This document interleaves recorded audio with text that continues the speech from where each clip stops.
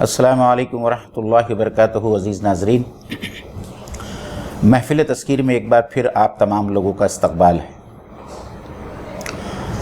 अज़बात आखिरत के सिलसिले में जो सूरतों पर बात चल रही है, पिछली नशिस्त में हमने सूरे अज़्ज़िलज़ाल का मुताला किया और आज उसी सिलसिले को आगे बढ़ाते हुए इंशाअल्लाह ताला हम सूरे अल आदियात पर रोशनी डालेंगे। ये मक्की सूरे अल ज़िलज़ाल से बिल्कुल लगकर है और इसीलिए नज़्म कुरान के मुनासिबत से हम ये समझते चले कि दोनों सूरों में एक मफ़ाहमत, दोनों सूरों के दरमियान एक हम आहंगी है और जिस बात की तरफ तवज्जो सूरे अल ज़िलज़ाल में कराई गई थी उसी बात को अल्लाह ताला ने इस सूरे में आगे बढ़ाया। इब्तिदाई बात जो मैं आप लोगों के सामने वो रखना चाहूँगा वो ये है कि दरअसल में इस सूरे का मरकज़ी मज़मून अल्लाह ताला ने जो बयान किया है वो है इंसान की नाशुक्री, जिस पर उसकी मलामत की गई है। इंसान की नाशुक्री को ज़्यादा उभार कर बयान या नुमाया तौर पर बयान करने के लिए अल्लाह ताला ने यहाँ जंगी घोड़ों को शहादत के तौर पर पेश किया है और फिर इंसानों को मुतनब्बह किया है, वार्न किया है कि उनकी नाशुक्री और उनकी नाफरमानी की ये रविश और वो जो कुछ भी करतूत कर रहे हैं, एक दिन ऐसा आने वाला है जब ये तमाम अफ़ाल, तमाम आमाल और ये तमाम करतूत उनके सामने पेश किए जाएंगे। तो ये दरअसल में इस सूरे का मरकज़ी मौजू है। आज की इस नशिस्त में मेरा साथ देने के लिए मेरे दोस्त जनाब सलाहुद्दीन मलिक साहब मौजूद हैं। अस्सलाम वालेकुम रहमतुल्लाहि व बरकातुहू। आपका इस्तकबाल है सलाहुद्दीन साहब। तो सबसे पहले इंशाअल्लाह ताला हम इस सूरे की तिलावत करते हैं और उसके बाद में एक एक आयत की मानी, तर्जुमा और मफ़हूम आप लोगों के सामने पेश करने की कोशिश करेंगे। औज़ु बिल्लाहि मिनश शैतानिर रजीम, बिस्मिल्लाहिर रहमानिर रहीम। वल आदियाति दबहा वल मूरियाति क़दहा फल मुग़ीराति सुबहा फ़अथरन बिही नक़आ फ़वसतन बिही जमआ इन्नल इंसान लिरब्बिही लकनूद व इन्नहु अला ज़ालिका लशहीद व इन्नहु लिहुब्बिल खैरिल शदीद अफला यअलमु इज़ा बुअसिर मा फिल क़ुबूर व हुस्सिल मा फिस सुदूर इन्न रब्बहुम बिहिम यौमइज़िल लख़बीर। सदक़ल्लाहुल अज़ीम। रब्बि इश्रह ली सदरी व यस्सिर ली अमरी वहलुल उक़दतम मिन लिसानी यफ़क़हू क़ौली। तो सबसे पहले जैसा कि मैंने इब्तिदा में आप लोगों के सामने बात रखी कि यहाँ अल्लाह ताला ने जंगी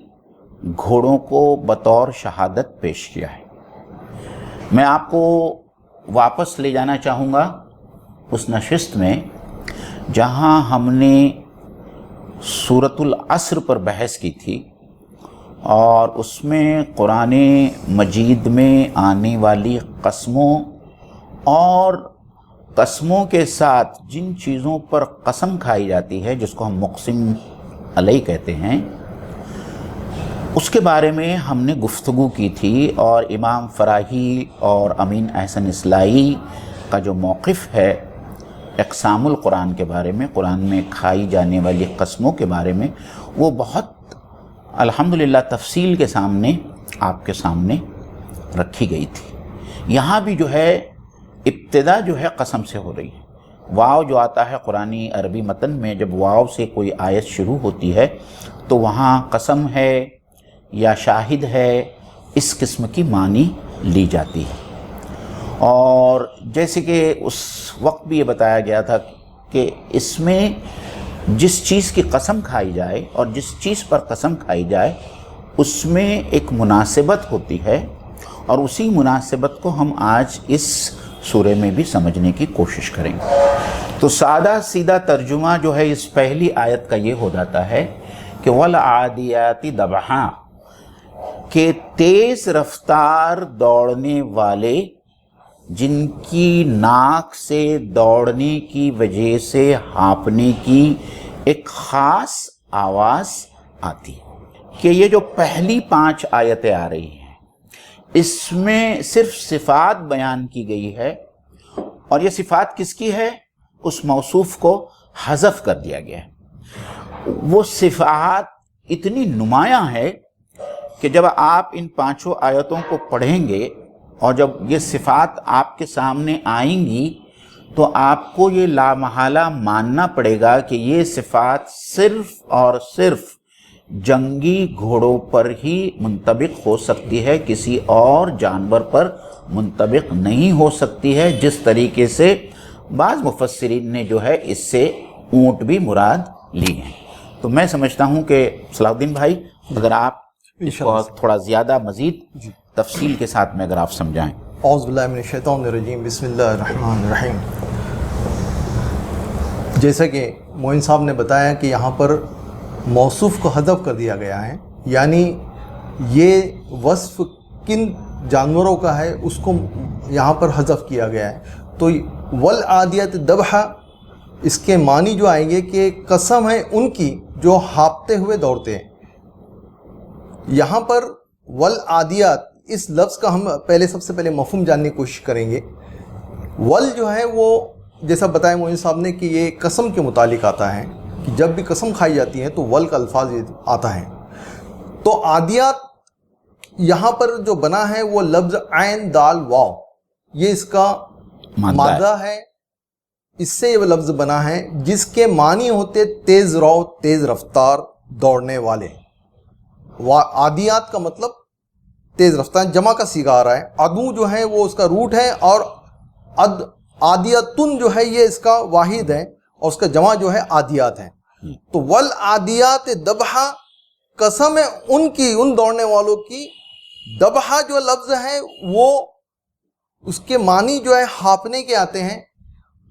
تو ان کے اس معنی کے مطابق اس آیت کریمہ کا مفہوم ہوا کہ قسم ہے ان کی جو ہانپتے ہوئے دوڑتے ہیں۔ جی، یہاں پر جو ہے مفسرین کی ایک بڑی تعداد، جیسا کہ معین صاحب نے بتائی کہ جنگی گھوڑوں کے لیے لیا ہے۔ دلیل اس کی جو ہے یہ آ رہی ہے کہ آگے 4 صفتیں جو ترتیب سے آگے آنے والی 4 آیتوں میں جو ہے وہ بیان کی گئی ہیں، اس سے مفسرین نے یہ اخذ کیا ہے کہ اس سے مراد جنگی گھوڑے ہی ہو سکتے ہیں۔ حالانکہ بعض لوگوں نے اس کو جو ہے مزدلفہ میں جو اونٹوں کو اس سے مراد لیا ہے، اور بعض نے غازیوں کے گھوڑوں کے لیے تخصیص کر دی ہے۔ جی، تو یہ دونوں چیزیں کچھ دوسرے مفسرین نے بیان کی ہیں۔ یہاں پر مزدلفہ میں اونٹوں سے مراد کیا، یہ بھی ایک میں تھوڑا اس سے واضح کر دوں کہ موسم حج میں جو حاجیوں کو لانے لے جانے کا جو کام کرتے تھے اس وقت میں، تو جب عرفات سے جب واپسی ہوتی تھی تو ان کا قیام جو ہوتا تھا وہ، کیونکہ وہاں پر ٹھہرنا ہوتا تھا قیام میں مزدلفہ کے اندر، تو وہاں پر یہ اونٹ وہاں پر ٹھہرتے تھے، قیام کرتے تھے۔ اس لیے علماء نے یا مفسرین نے اس سے مراد جو ہے وہ اونٹوں کو بھی، مزدلفہ کے اونٹوں کو بھی لیا ہے۔ جی، لیکن جیسا کہ ہم نے پہلے بھی آپ کے سامنے کہا، اور خاص طور پر امام تفسیر امام رازی رحمۃ اللہ علیہ کی تفسیر کبیر میں انہوں نے اس بات کی طرف خاص توجہ دلائی ہے کہ جو ذبحن کی جو آواز ہے یہ بہت ہی مخصوص اور ایک خاص آواز ہے جو گھوڑوں کے نتھوں سے نکلتی ہے، اسپیشلی جب وہ بہت تیز رفتاری سے بھاگتے ہیں۔ اور انہوں نے صرف اس ایک صفت کو سامنے رکھ کر کہا ہے کہ یہاں جو ہے اس سے مراد صرف جنگی گھوڑے ہو سکتے ہیں اور دوسرا کوئی جانور نہیں ہو سکتا ہے۔ اور پھر دلیل کے طور پر انہوں نے آگے کی آیتوں میں جو وصف یا صفت پیش کی گئی ہے، جو ایٹریبیوٹس پیش کیے گئے ہیں، ان کو بھی سامنے رکھا ہے، اور پھر اس کے بعد میں انہوں نے کہا ہے کہ ان تمام صفات کو اگر ہم دیکھیں تو ہم کو یقیناً یہ ماننا پڑے گا کہ یہ صرف جنگی گھوڑوں سے ہی یہاں مراد لی جا سکتی ہے۔ تو دوسری آیت کے اندر جو ہے فالموریات قدحن، تو فالموریات قدحن کا جو لفظی ترجمہ ہے وہ تو صرف یہ ہے کہ ایسے گھوڑے یا ایسے جانور یا ایسے تیز رفتاری سے چلنے والے جن کو شہادت کے طور پر پیش کیا جا رہا ہے کہ جب وہ بھاگتے ہیں تو ان کے پیروں سے چنگاریاں نکلتی ہیں. تو کس طریقے سے ایک عربی داں اس کو سمجھے گا یا جو لوگ عربی کی لغت سمجھنا چاہتے ہیں، میرے خیال سے ہم اس کا تھوڑا سا مادہ فالموریات کا مادہ کیا ہے اور قدحہ کا جو لفظ ہے وہ کہاں سے آیا ہے، میرے خیال سے صلاح الدین بھائی اس کو سمجھائیں گے. تو ناظرین اس میں ہم سب سے پہلے دیکھیں کہ یہ لفظ فالموریات، یہاں پر فا جو آیا ہے، جیسے ہم نے ول کے متعلق بات کی کہ یہ قسم کے معنی میں آتا ہے، اسی طرح سے یہ فا جو آتا ہے یہ کوآرڈینیٹنگ کنجنکشن جو ہوتا ہے، عطف ہے. عطف ہے جی. تو یہ عطف کے معنی میں آتا ہے. اس کے معنی جو ہوتے ہیں پس، بس یا پھر. ہم جب کسی بات میں کسی سینٹنس میں شدت پیدا کرنے کے لیے جب کہتے ہیں تو ہم کہتے ہیں بس، اسی پر اختفا کرے. تو یہ یہاں پر اسی طرح سے یہ لفظ آیا عطف کے طور پر کہ فا جو ہے تو فالموریات، پھر قسم، یعنی اللہ تعالیٰ پھر کہہ رہے ہیں یہاں پر لام بھی آ گیا. تو فالموریات، پس قسم ہے ان کی جو چنگاریاں جھاڑتے ہیں.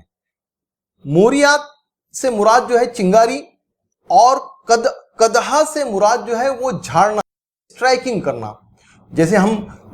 چکماک سے جو ہے پتھروں کو ٹکرا کر ایک دوسرے سے چنگاریاں جھاڑتے ہیں، اسی طرح کا ایک یہاں پر جو ہے تو وہ لائی گئی ہے بات کہ پھر قسم ہے چنگاریاں جھاڑنے والوں کی. تو یہاں پر یہ چیز آ رہی ہے کہ اس آیت کریمہ میں کہ جس کا مفہوم یہ ہے کہ ان گھوڑوں کی قسم جن کے ٹاپوں کے رگڑ سے پتھروں سے چنگاریاں نکلتی ہیں جیسے چکماک سے نکلتی ہیں. تو ہم دیکھیں یہاں پر کہ یہاں گھوڑوں کی سرگرمی اور آتش زیر پائی، یعنی ان کے پیروں کے نیچے سے جو چنگاریاں نکل رہی ہیں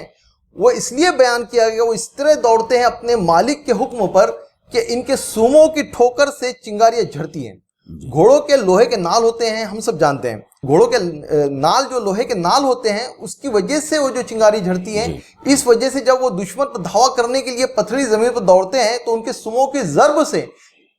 چنگاری ایسے نکلتی ہے گویا وہ اپنے مالکوں کی رضا جوئی میں کسی آگ کی چنگاریوں پر دوڑ رہے ہیں. اس طرح محسوس صلاح الدین بھائی ایک بات میں اور یہاں مزید تھوڑا سا اضافہ کرنا چاہوں گا، اور وہ یہ ہے کہ دیکھیے والعادیات میں جو ہے جو واو جو آتا ہے وہ قسم کے لیے آتا ہے جی، ٹھیک ہے. اس کے بعد میں جو فا عطف جو آتا ہے جی، اس میں مطلب قسم جو ہے پہلی بار کھائی جا رہی ہے تیز دوڑنے والے گھوڑوں کی جی، اور پھر ف لگا کر ان گھوڑوں کی مزید صفات کو جو ہے وہ واضح کیا جا رہا ہے کہ اللہ تعالیٰ شہادت پیش کر رہا ہے کہ شاہد ہے تیز دوڑنے والے گھوڑے، یا قسم ہے تیز دوڑنے والوں کی جن کے دوڑنے کی وجہ سے پتھروں کی چنگاریاں اڑتی ہے، اور پھر آگے تو یہ جو وصف جو آئی ہے ایک کے بعد ایک، وہ اسی ایک چیز کی ہے جس کو پہلی آیت کے اندر ظاہر کیا گیا ہے، اور قسم اسی پر کھائی گئی ہے، اور عطف آنے کی وجہ سے یہ تمام صفات وہ اسی ایک جانور کی جو ہے وہ بیان کی گئی ہے. یہ جو ہے علماء لغات کا اس سلسلے میں کہنا ہے. تو آگے ہم چلتے ہیں، تیسری آیت جو ہے فالمغیرات صبحا، اور جو دھاوا بولتے ہیں، شبخون کرتے ہیں صبح کے وقت، یعنی ان گھوڑوں کے مالک ان گھوڑوں کو لے کر رات بھر سفر کرتے ہیں، لیکن جب دھاوا بولتے ہیں تو وہ عام طور پر صبح کے وقت وہ دھاوا بولتے ہیں. جی صحیح ہے. تو اس میں اگر آپ کچھ مزید یہ کہنا چاہیں گے. میں یہاں پر یہ کہوں کہ اس آیت کریمہ میں جو ہے شبکن مارنے کی نسبت جو ہے وہ گھوڑوں کی طرف کی گئی ہیں اسپیشل طور پر، لیکن دراصل میں شبکن مارنے والے وہ جو فوجی ہوتے جو گھوڑوں پر سوار ہوتے وہ شبکن مارتے ہیں. لیکن اللہ تبارک تعالیٰ نے جو ہے یہاں پر گھوڑوں کی طرف اس نسبت کو کہا ہے کہ فالمغیرات صبحا، کہ وہ شبکن مارتے ہیں صبح کے وقت میں یعنی جو ہے پھر قسم ہے ان کی جو صبح کے وقت دھاوا بولتے ہیں. تو یہاں پر दरअसल ये असल मकसद यहाँ पर बयान हुआ है जिसके लिए वो जान की बाजी लगाते हैं, यानी दुश्मनों और अपने हरीफों पर शबखून मारते हैं। अरब में दुश्मनों पर हमले का वक्त सुबह को समझा जाता था जी। इसलिए इनके यहाँ गारतगिरी के अलार्म के तौर पर जो है एक नारा खास तौर पर लगाया जाता था, वाह सवाहा।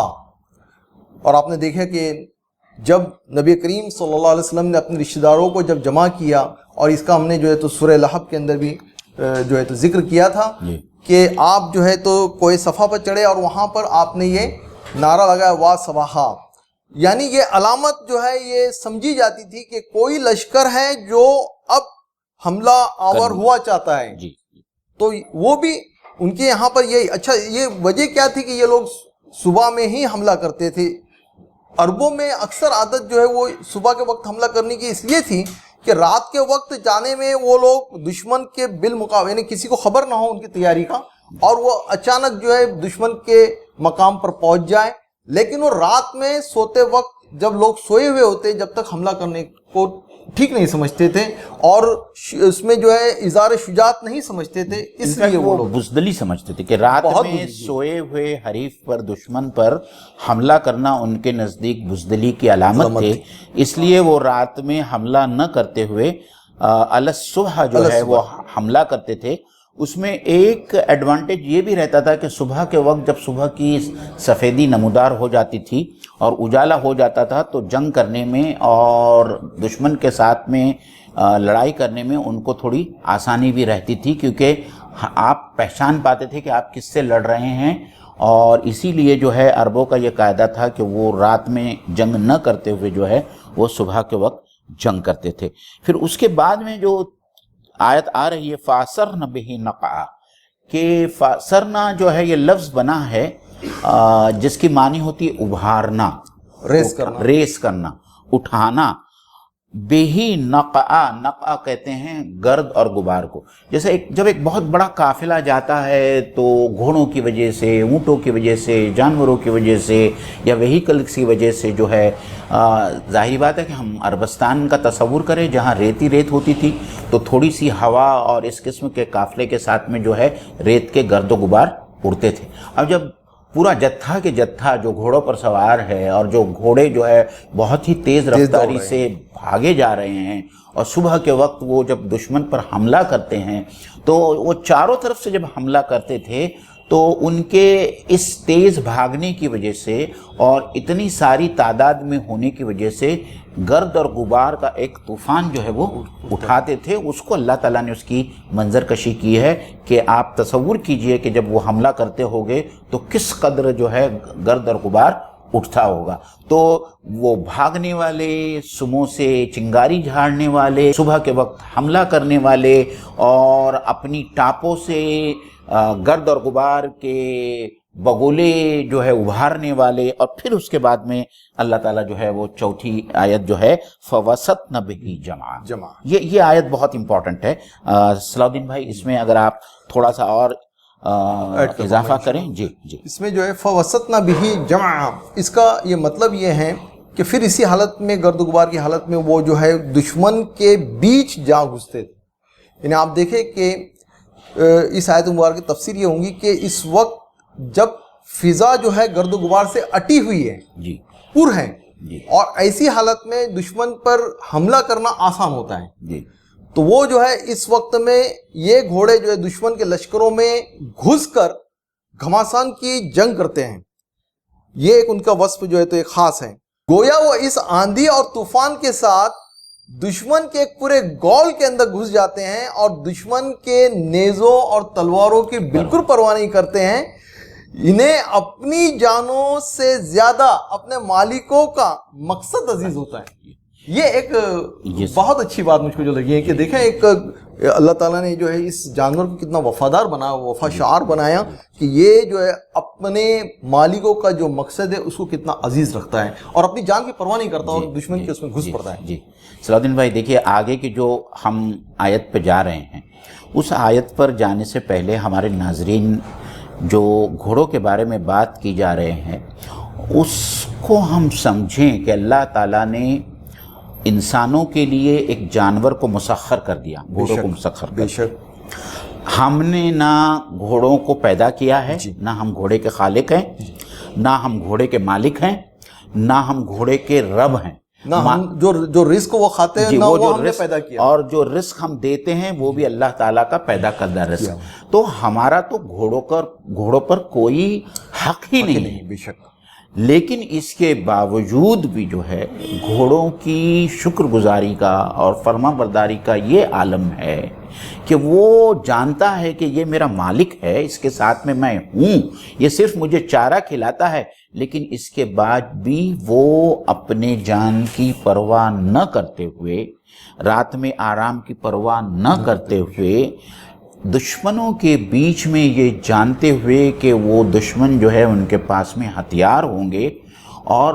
دیکھنے میں آتا ہے کہ اس قسم کی جنگوں میں جو ہے گھوڑوں کو اوپر خاص حملہ کیا جاتا ہے، اور اس کے باوجود بھی وہ اپنے مالک کی خاطر اور وہ وفاداری بتانے کی خاطر جو ہے وہ خود اپنی جان بھی دے دیتے ہیں، اپنے خود جان بھی دیتے ہیں، اور مالک کے لیے یہ سب کرتے ہیں۔ تو اللہ تعالیٰ جو شکر گزاری کی جس بات کو ابھارنا چاہتا ہے، اور گھوڑوں کی جو شہادت اللہ تعالیٰ دے رہا ہے،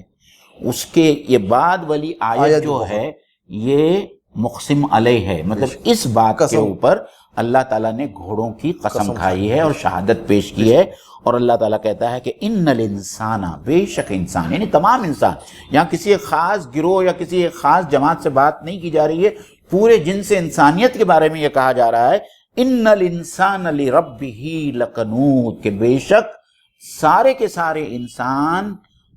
اپنے رب کے بہت ہی ناشکرے ہے۔ کنود کی معنی ہوتی ہے ناشکرہ ہونا، ناشکرہ پن۔ تو اللہ تعالیٰ کہتا ہے کہ یہ تمام انسان جو ہے وہ تمام کے تمام انسان اللہ تعالیٰ کے ناشکرے ہیں۔ تو اگر ہم گھوڑوں سے تھوڑا سا کچھ سیکھیں، یا گھوڑوں سے جو ہے ہم کمپیئر کریں کہ گھوڑے کس طریقے سے اپنے مالک کے وفادار ہوتے ہیں، کس طریقے سے شکر گزاری کا ان کے اندر جذبہ ہوتا ہے، اور اس کے برخلاف انسانوں کی کیا حالت ہے، حالانکہ اللہ ہمارا مالک ہے، اللہ ہمارا خالق ہے، اللہ ہمارا رب ہے، اللہ ہمارا رازق ہے، بے پناہ اور بے پایاں اللہ تعالیٰ کی نعمتیں ہم پر ہے، اور اس کا حق تو یہ ہے کہ ہم اس کی عبادت بھی کریں، اس سے محبت بھی کریں، اور اس کی فرما برداری۔ یہی سب شکر کے 3-4 پہلو ہیں۔ شکر تو ایک یہ ہے کہ ہم منہ سے الحمدللہ کہیں، لیکن شکر کے جو 2 اہم پہلو ہیں وہ یہ ہے کہ ہم اللہ تعالیٰ کی نعمتوں کا استعمال اسی طریقے سے کرے جس طریقے سے اللہ اور اللہ کے رسول نے ہم کو ان نعمتوں کا استعمال کرنا سکھایا، اور یہی فرما برداری ہے، اور یہی فرما برداری کی روش جو ہے وہ شکر گزاری کی روش ہے۔ لیکن جب انسان اپنے آپ کو دیکھتا ہے اور دوسرے انسانوں کو دیکھتا ہے تو یہ صاف نظر آتا ہے کہ اللہ تعالیٰ کی اتنی ساری نعمتیں ہونے کے باوجود بھی انسان اللہ تعالیٰ کا شکر گزار بندہ بن کر نہیں رہتا۔ اور دیکھیے، غور کیجئے کہ خود گھوڑا زبان حال سے شہادت دے رہا ہے کہ جو مالک حقیقی کی دی ہوئی روزی کھاتے ہیں اور اس کی بے شمار نعمتوں سے شب و روز متمتع ہوتے ہیں، پھر اس کے باوجود اس رب کائنات کے فرمانبردار نہیں ہوتے۔ ان کے مقابل ایک شائستہ گھوڑے کو دیکھے کہ اس کا مالک کیا اس کو دیتا ہے، ایک گھاس کا تنکا دیتا ہے، اور جو ہے تو ایک دانہ دیتا ہے، اور وہ اتنی سی تربیت میں اپنے مالک کے ایک اشارے پر جو ہے تو اپنی وفاداری میں جان لڑا دیتا ہے۔ تو یہ ایک خاص جو یہاں پر بات آ رہی ہے، اور مفسرین اس کے بارے میں کہتے ہیں کہ یہاں جنگی گھوڑوں کی سخت خدمات کا ذکر گویا اس بات کی شہادت میں لایا گیا ہے کہ انسان بڑا ناشکرہ ہے۔ اس کی یہ وجہ، یہ تشریح ہے کہ جنگی گھوڑوں کے حالات پر نظر ڈالیے تو میدان جنگ میں اپنی جان کو خطرے میں ڈال کر کیسی کیسی سخت خدمات انجام دیتے ہیں، اور جیسا کہ معین صاحب نے بتایا کہ وہ انسان کے ایک معمولی اشارے پر اپنی جان لڑا دیتے ہیں، جبکہ اللہ تعالیٰ نے ہم کو ہماری تخلیق بھی فرمائی ہے، ہمارے لیے تمام رزق کے اسباب بھی مہیا کیے، پیدا کیے، لیکن ہم دیکھیں کہ ہم لوگ جو ہے وہ اپنے رب کے کتنے شکر گزار ہیں۔ تو یہ ایک یہاں پر کمپیریزن بہت اہمیت رکھتا ہے کہ اللہ تبارک تعالیٰ نے اسی وجہ سے یہاں پر اس بات کو شہادت میں لائیں۔ جی، اور اس کے آگے جو ہے دیکھیے اللہ تعالیٰ کہتا ہے وَإِنَّهُ عَلَى ذَلِكَ لَشَهِيدٌ، کہ انسان خود اپنے آپ پر گواہ ہے، یعنی انسان اپنے دل میں جانتا ہے، اور وہ دراصل میں اس بات کا اعتراف کرتا ہے کہ واقعاتاً جو ہے اس کی جو روش ہے نافرمانی کی، اور جس طریقے سے وہ اپنی زندگی بتا رہا ہے اور وہ اللہ تعالیٰ کی ناشکری کر رہا ہے اور نافرمانی کر رہا ہے، تو دل ہی دل میں وہ بخوبی اعتراف کرتا ہے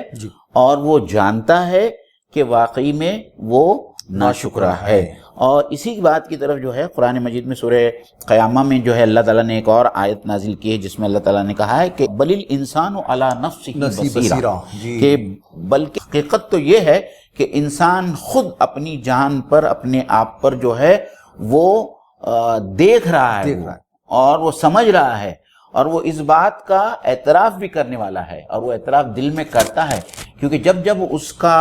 ضمیر اس کو ملامت کرتا ہے تو اس کو اس بات کا احساس ہوتا ہے، کیونکہ اللہ تعالیٰ نے تو فَأَلْهَمَهَا فُجُورَهَا وَتَقْوَاهَا، اللہ تعالیٰ نے جو ہے ہماری جبلت میں یہ ڈال دیا ہے، اور ہم فطری طور پر ہر برے کام کی برائی سے اور اچھے کام کی اچھائی سے ہم واقف ہوتے ہیں، ہمارا اندرون، ہمارا باطن اس سے واقف ہوتا ہے۔ اور آخرت میں بھی ایسا ہوگا فَاعْتَرَفُوا بِذُنُوبِهِمْ، کہ وہ اپنے اپنے گناہوں کا اعتراف کریں گے۔ سورہ ملک کے اندر جو آیت آئی ہے، تو یہی بات یہاں لائی گئی ہے کہ وَإِنَّهُ عَلَى ذَلِكَ لَشَهِيدٌ، کہ وَإِنَّهُ عَلَى ذَلِكَ لَشَهِيدٌ، یہاں پر اور یقیناً وہ خود بھی اس پر گواہ ہے۔ اس سے مراد جو ہے کچھ مفسرین نے جو ہے وہ لشہید کا فاعل جو ہے اللہ تبارک تعالیٰ کو قرار دیا ہے، لیکن ماں باپ کی آیت میں آپ دیکھیں کہ ضمیر کا مرجع جو ہے وہ انسان ہے، اس لیے یہاں پر یہ بات کلیئر ہونا چاہیے کہ یہاں پر جو وہ سے مراد جو ہے انسان ہے، کہ اور یقیناً وہ خود بھی اس کا جو ہے مرجع جو ہے وہ انسان ہے، اور انسان خود اپنے آپ میں آپ دیکھیں کہ اس بات کا گواہ ہے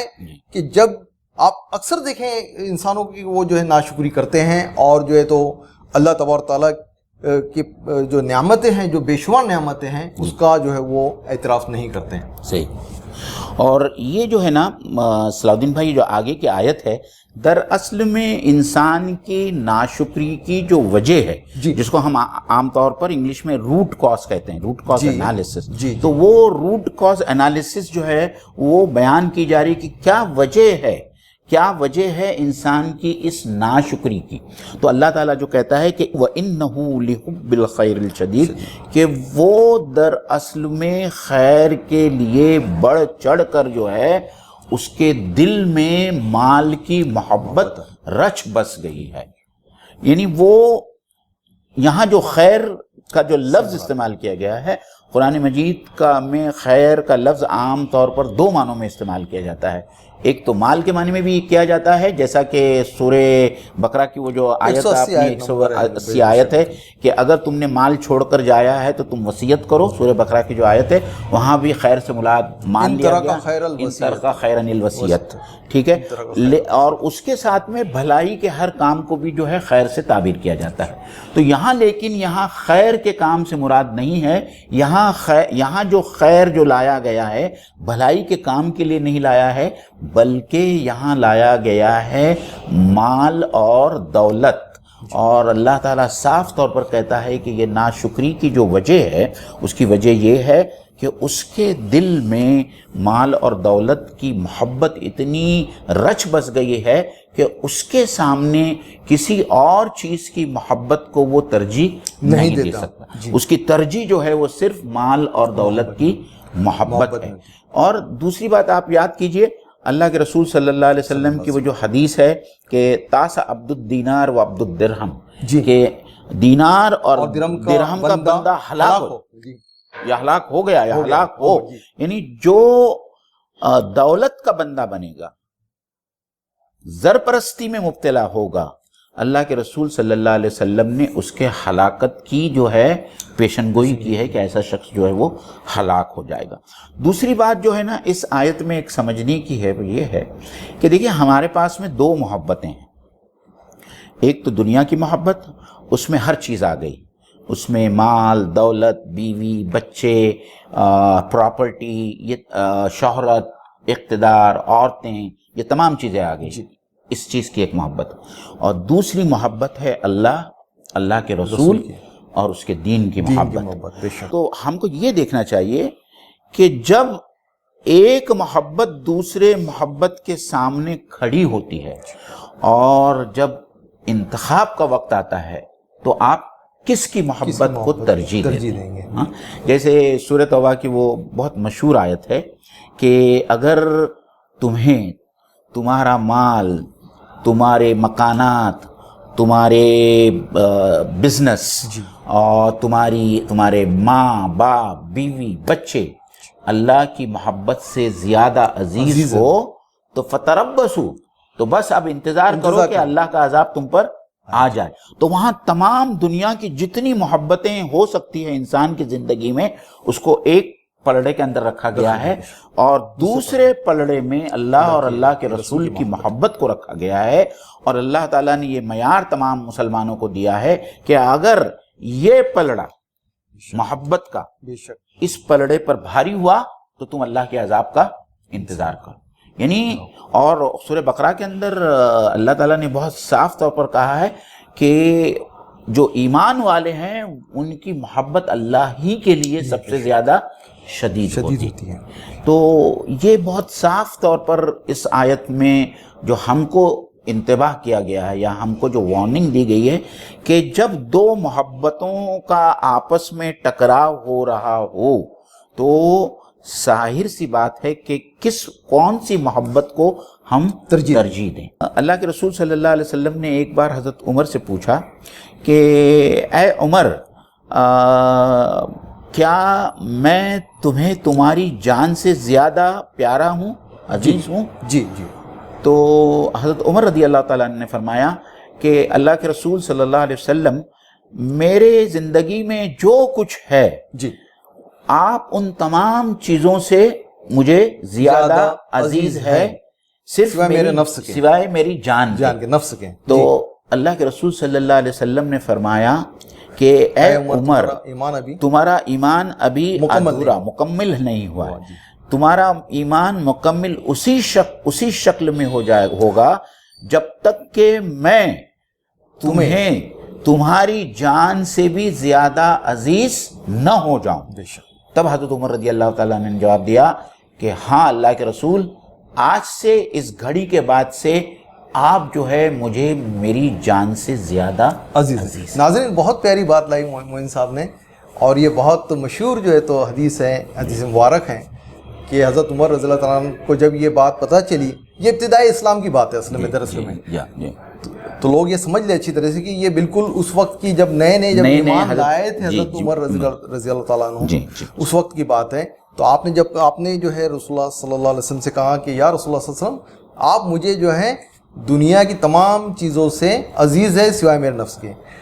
تو جب آپ صلی اللہ علیہ وسلم نے کہا کہ آپ کا ایمان مکمل نہیں ہوا، جیسے کہ معین صاحب نے بتایا، تو اس کے بعد آپ نے کہا کہ آپ آج سے میرے نفس سے بھی زیادہ جو عزیز ہیں. تو اور اس کے بعد میں آپ دیکھیں کہ آپ نے جو ہے اس کے بعد میں وہ کمٹمنٹ پورا کیا پوری زندگی کہ آپ جو ہے تو اپنی جان سے زیادہ جو اپنے رسول صلی اللہ علیہ وسلم، اپنے نبی صلی اللہ علیہ وسلم کی جو ہے تو وہ محبت کرتے تھے اور جو تو اس کی جان پر. میں معین صاحب یہاں پر ایک بات ایڈ کروں گا اس آیت مبارک اس میں، کہ جیسا کہ یہاں پر اس آیت میں آیا کہ وہ اِنَّهُ لَحُبِّ الْخَيْرِ لَشَدِيدٌ، کہ اور یہ مال کی محبت میں بڑا سخت ہے. تو یہاں پر علماء کرام نے ایک بات بتائی ہے جو میں ناظرین کے سامنے پیش کرنا چاہوں گا، کہ مال کی کمائی کو شریعت نے نہ صرف حرام نہیں کیا کہ آپ بالکل کمائی نہ کرے کر کے، بالکل، بلکہ حلال کیا ہے، بقدر ضرورت فرض قرار دیا ہے. تو یہاں پر اس سے یہ معلوم ہوا کہ مطلقاً مال کی محبت جو ہے تو وہ ناپسندیدہ نہیں ہے اور غلط بھی نہیں ہے، لیکن شدت کے ساتھ ناپسندیدہ ہے. یعنی آپ جو ہے وہ تمام جو چیزوں کے اوپر اس کو ترجیح دے دیں. بالکل. تو وہاں پر اور یہاں پر جو ہے تو اس کا یعنی معنی جو ہے وہ یہ نکالا ہوں میں نے مفہوم اس سے، کہ ایسا نہ ہو کہ انسان جو ہے مال و دولت کی محبت میں ہو جائے کہ نمبر ایک اللہ تبارک تعالیٰ کے احکامات اور اس کے رسول صلی اللہ علیہ وسلم کے احکامات سے غافل ہو جائے یا نافرمانی کرنے لگے. نمبر دو کہ حلال اور حرام کی تمیز جو ہے تو وہ کھو دیں یا پرواہ نہ کریں. نمبر تین کہ اللہ تبارک تعالیٰ کی راہ میں خرچ کرنے سے رک جائے. جن لوگوں کا حق ہے ان کے مال میں، جیسے زکوٰۃ ہے، صدقات ہے، وہ دینے سے رک جائے. مال کی جب محبت بڑھ جاتی ہے تو بخل پیدا ہو جاتا ہے، اور جب بخل پیدا ہو جاتا ہے تو ظاہری بات ہے کہ ہمارے مال میں ہم کسی کا حق سمجھتے ہی نہیں، اور ہم یہ سمجھتے ہیں کہ یہ جو مال ہمارے پاس میں ہے یہ ہماری صرف ہمارا ہی حق ہے، ہمارا حق ہے، اور ہماری اپنی صلاحیتوں کی وجہ سے ملا ہے. یہ جو ہے قانونی فقہ ہے. آگے ہم چلتے ہیں. افلا یعلم اذا بعثر ما فی القبور. اب جو ہے انسان کو اس کی توجہ جو ہے اس طرف مبذول کرائی جا رہی ہے. اللہ تعالیٰ نے یہ تمام ابتدائی باتیں رکھنے کے بعد میں اب براہ راست اللہ تعالیٰ کہتا ہے افلا یعلم، کیا یہ شخص، کیا یہ انسان یہ نہیں جانتا؟ افلا یعلم، کیا یہ انسان یہ نہیں جانتا؟ اذا بعثر ما فی القبور، کہ جب قبروں سے ان کو اٹھایا جائے گا یا قبروں سے ہر چیز کو باہر نکالا جائے گا اور ان کا انالیسس ہوگا اور ان کا معائنہ ہوگا. کیا انسان اس دن سے ناواقف ہے؟ کیا اس کو نہیں معلوم ہے کہ ایک دن ایسا آنے والا ہے جب قبروں سے ہر چیز نکالی جائیں گی؟ یا زمین میں جتنی چیزیں مدفون ہیں ان تمام چیزوں کو جو ہے زمین اپنے اوپر اٹھا کر پھینک دیں گی. یہی مضمون ہو بہو دوسرے الفاظ میں اللہ تعالیٰ نے سورہ الزلزال میں پیش کیا تھا، جو ہم نے پچھلی نشست میں دیکھی. وَأَخْرَجَتِ الْأَرْضُ أَثْقَالَهَا، جب نکال پھینکے گی زمین اپنے بوجھ کو. تو اس بوجھ سے یہی مراد ہے کہ زمین میں جو کچھ دفن ہے، چاہے وہ مردہ ہو، چاہے دفینے ہو، چاہے وہ تمام شہادتیں ہوں جو چھپائی گئی، جو جرم کرنے والا اپنے جرم کو چھپانے کے لیے کرتا ہے، وہ تمام شہادتیں، وہ تمام دفینے، وہ تمام مردہ لوگ جو ہے اس زمین سے نکالے جائیں گے. تو اللہ تعالیٰ اسی روز سے اور اسی بات اور اسی واقعے سے انسان کو جو ہے ڈرا رہا ہے اور وارن کر رہا ہے کہ کیا یہ نہیں جانتے کہ ایک دن ایسا آنے والا ہے جب ان کو زمین سے اور قبروں سے اٹھایا جائے گا. موہن صاحب بالکل بہت یہ آیت جو ہے بہت تفکر اور تدبر کی آیت ہے کہ افلا یعلم اذا بعثر ما فی القبور، کہ تو کیا وہ اس حقیقت کو نہیں جانتے جب قبروں میں جو کچھ مدفون ہے اسے نکال لیا جائے گا. جی جی. زرپرست، یہاں پر زرپرست انسانوں کو سخت تنبیہ ہے اس آیت میں. اس آیت کریمہ کے اندر جو ہے سخت تنبیہ ہے ان لوگوں کو جو مال کی محبت کو سب سے زیادہ اپنے ترجیح دیتے اپنی زندگی کے اندر. جی. وہ لوگ اس دن سے غافل ہیں، وہ اس دن کے اوپر یقین نہیں رکھتے کہ جب ان کو جو ہے قبروں سے نکالا جائے گا اور ان سے حساب لیا جائے گا. جی. وہ اس بات سے غافل ہے بالکل. تو اللہ تبارک تعالیٰ اس آیت کریمہ میں بتا رہے بعثر کا مطلب جو ہے یہ بہت معنی خیز ہے. با عین ثار را، اس کے ایک مفہوم تو اس کا یہ آتا ہے کہ اسکیٹرڈ کرنا، یعنی کسی چیز کی تفتیش کرنے کے لیے وہ جو سامان وہاں پر جمع ملا ہے اس کو جو ہے تو علیحدہ علیحدہ کرنا. اس کے ایک یہ معنی آتے ہیں بعثر کے. تو یہاں پر اللہ تبارک تعالیٰ وہی فرما رہے ہیں کہ تمام وہ چیزیں جو لوگوں نے اللہ اور اس کے بندوں پر خرچ نہیں کیے اور اسے جو ہے دفینوں کی شکل میں جو ہے محفوظ کر کے زمینوں میں دفن کر دیا، جی جی، انہیں بھی نکالا جائے گا. یہاں سے ایک مراد جو ہے تو یہ جی جی. تو بعثر کے معنی جو ہے کسی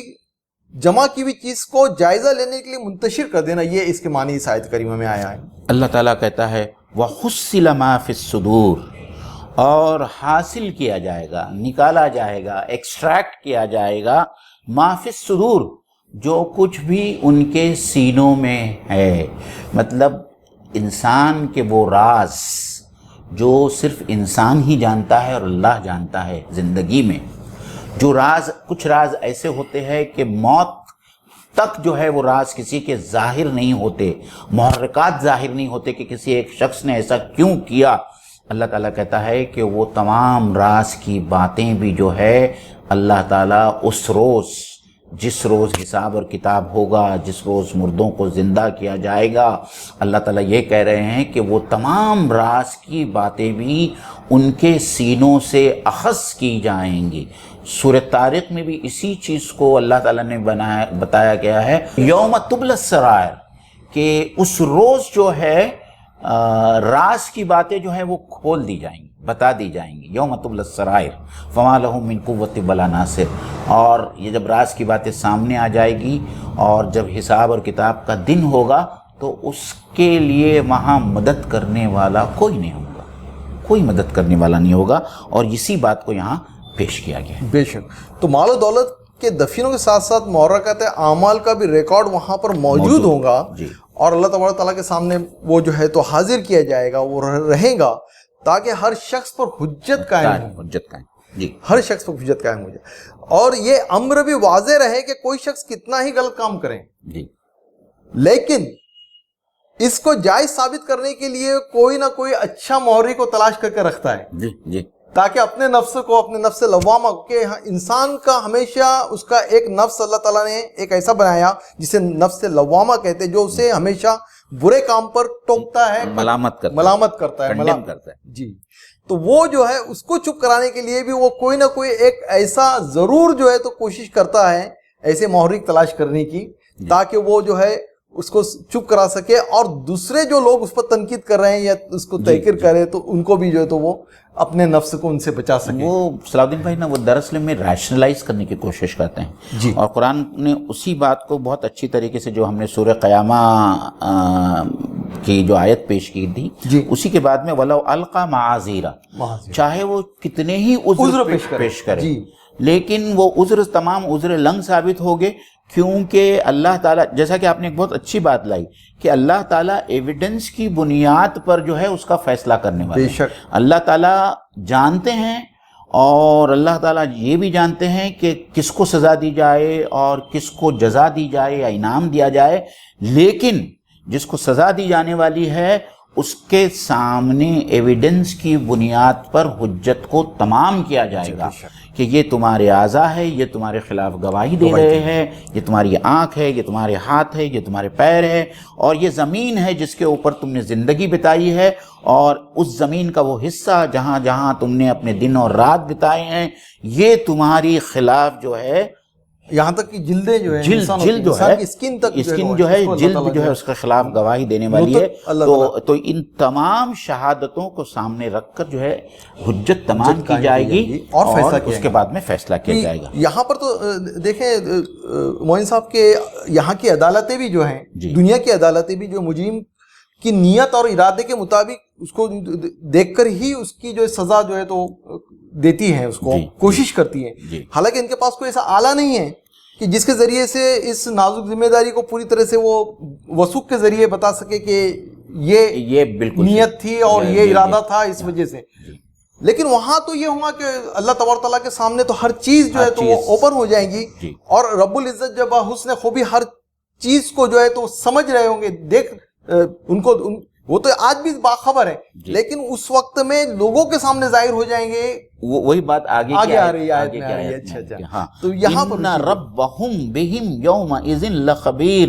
بے شک ان کا رب ان سے اس دن بہت اچھی طریقے سے واقف ہوگا۔ تو صلاح الدین بھائی نے جو بات رکھی کہ ایسا نہیں ہے کہ اللہ تعالیٰ آج نہیں جانتا، اللہ تعالیٰ آج بھی جان رہا ہے کہ ہم کیا کر رہے ہیں، آپ کیا کر رہے ہیں، دنیا میں دوسرے لوگ کیا کر رہے ہیں اس وقت۔ اللہ تعالیٰ ہمارے زندگی کے ایک ایک پل سے واقف ہے،